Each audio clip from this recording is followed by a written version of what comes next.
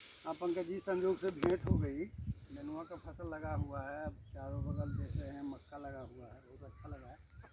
तो इसमें आप हमको भी बताइए और आप ही के माध्यम से किसानों के बीच में भी शेयर होगा कि इसकी तैयारी आप कैसे कैसे की, अगला फसल कैसा था और किस व्यवधान से स्टार्ट किया जाए। ठीक है, और जरा सा विस्तार में बताइए जो कि यह बात पंचायत में प्रखंड में अनुकरणीय हो। हम सबसे पहले धान लगाया और धान इसमें हल्का धान था। 115 दिन का जो वैरायटी होता है जी जी शॉर्ट ड्यूरेशन का था, वो उसको लगाए। उसके बाद इसमें आलू लगाए। आलू का प्रोडक्शन भी बहुत अच्छा रहा। और उसके बाद इसको सब्जी से हमारा थोड़ा लगाव रहा है और तब अब इसमें हमने निर्णय लिया कि इसको इसमें सब्जी लगाना है। और आप देख पा रहे हैं लगभग कितना में लगा हुआ है? नेनुआ ये लगभग 1 एकड़ में। नहीं, देखने में भी अच्छा लगा। हाँ, और साइड से हमने मक्का लगा दिया कि थोड़ा हवा का बेग जो आंधी आता है उसको भी रोकता है, खाने के लिए भी हो जाएगा और है अच्छा है। और अभी इसका क्या शुरू हो गया जी जी नजर आ रहा है कि मतलब पिछले 1 सप्ताह से जब से हमने स्टार्टिंग किया इसको तोड़ना, तो हमारे विश्वास से कहीं बेहतर टूट रहा है। अभी तो इसका स्टार्टिंग है। जी अभी लगभग मैंने 1 सप्ताह से जो बोल रहे हैं, जी जी लगभग कितना का ही रोज मैंने गैप करके एक दिन गैप करके तोड़ते हाँ, हैं। लगभग 80 किलो 85 किलो पर डे टूट ही जाता है। अच्छा, तो टूट जाता है, गाँव जवार में ही बिक जाता है। जी अभी हम लोकल मार्केट में ही खपत हो जाता है, तो हमारे लड़के हैं लेकर जाते हैं और मात्र हमको लगता है 2 से 2.5 घंटे में वो बेच कर चले आते हैं। मैंने इसमें किसानों को भी हमने समझ से फायदा लाभ रहा कि ताज़ा सब्जी मिल रहा है।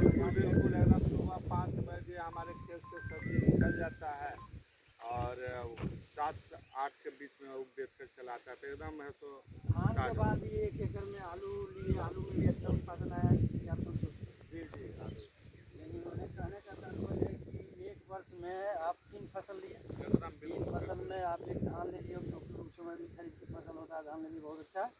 और धान के बाद आप आलू लगा लिए, वो भी सब्जी के रूप में आ गया। और सबसे बड़ी तरोताज़ा ही सब्जी आप नेनुआ, और बगल में हम देख रहे हैं उधर बरबटी है। हाँ जी है, और उधर कद्दू भी है। कद्दू। तो सब्जी के रूप में आपके पंचायत पूरा में बहुत बड़ा सराहनीय कार्य है कि आप दूर दूर किसान के घर तक आप सब्जी पहुंचा देते हैं, तरोताज़ा सब्जी खाता है।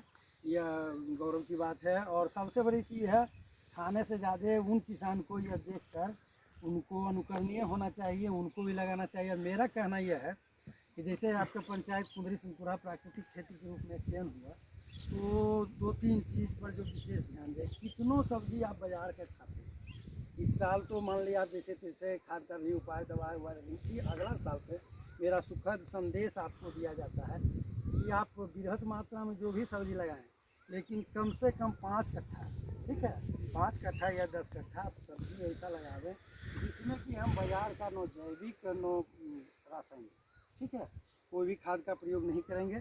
और प्राकृतिक खेती, प्राकृतिक सिस्टम से, प्राकृतिक विधि से यदि आप सब्जी का उत्पादन करते हैं, तो यह मान लीजिए कि हम सुधरेंगे, जग सुधरेगा, आप सुधरेंगे, अगल बगल सुधरेगा।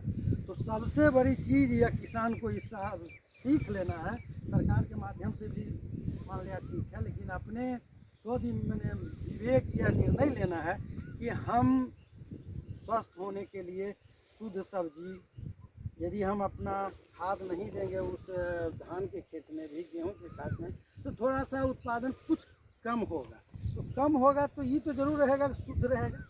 हम यदि खूब उपजाते हैं, कितना बड़ा दुखद बात है कि हम अपने धान को खूब उपजाते हैं। कुंदरी सिंहपुरा को धान का कटोरा कहा जाता है, बृहद पैमाना पर उत्पादन होता है। कहने में बड़ा मन लगता है कि कुंदरी सिंहपुरा में 1 एकड़ में 65-35 100 मन उत्पादन होता है। इससे और अधिकतम सीमा नहीं हो सकता है। अब पैदा की सीमा अधिकतम चरम सीमा पर, तो उसमें हम अपने अन्न को बाज़ार में पहुंचा देते हैं। बाज़ार का पैकेट बनाया हुआ हम खाते हैं, तो हमको पता नहीं है कि और वह खाद ज़्यादा नहीं होगा कि हमको, हम जो खा रहे हैं उसकी कोई गारंटी नहीं है कि क्या खा रहे हैं। तो मैं इतना कहता हूं कि हम अच्छे किसान हैं, हमको चाहिए कि जो कम से कम हम खाएं उसको जो स्वच्छ खाएंगे। यदि उत्पादन यदि बढ़ेगा है, यदि चारा प्रोसेस आएगा, इसमें यदि रासायनिक उर्वरक नहीं दिया रहेगा तो हमारा दूध भी क्या होगा, शुद्ध होगा। इसे जो खाद दे देते हैं रासायनिक उर्वरक, उसका दूध भी प्रत्यक्ष और प्रत्यक्ष क्या है। तो धीरे धीरे हम लोग को सीखना है, 1% करेंगे, 5% करेंगे, धीरे धीरे हम लोग की तादाद संख्या बढ़ेगी।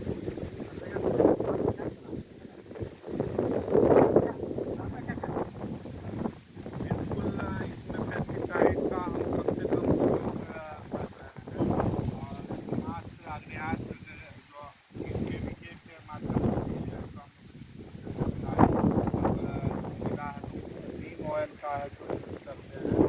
कभी कभी तो नहीं आप इस साल आप जो किए, ठीक है, इस साल जो भी हुआ उसके लिए कोई बात नहीं। अगला साल जो निर्णय लेना है दशम, तो ये नहीं कहते हैं कि सबको माने जितना जिसको खेत हाफ एकड़ एक एकड़, पहले हम लोग क्या करेंगे, उदाहरण के तौर पर तो मान लिया कम ही लेंगे, मान लिया एक सब कर देंगे तो उत्पादन पर उसका बुरा असर पड़ेगा। तो धीरे धीरे यदि मान लिया हम एकदम नहीं के बराबर देंगे तब भी उसका उत्पादन हो जाएगा। उसके लिए तैयारी करना है, गाय का गोबर है, मूत्र है, ये सब चीजें धीरे धीरे हम लोग सीखेंगे और लोग को